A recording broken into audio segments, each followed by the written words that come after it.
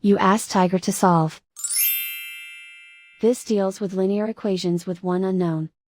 The final result is g equals 6. Let's solve it step by step. Group all g terms on the left side of the equation. Subtract 5g from both sides. Group like terms. Simplify the arithmetic.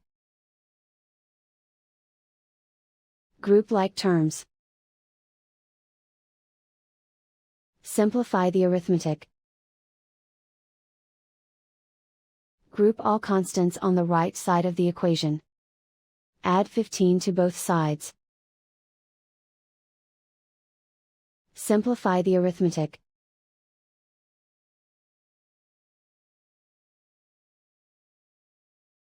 Isolate the g. Divide both sides by 2. Simplify the fraction.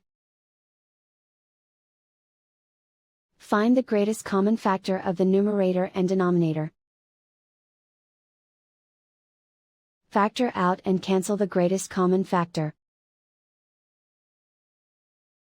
And so the final result is g equals 6.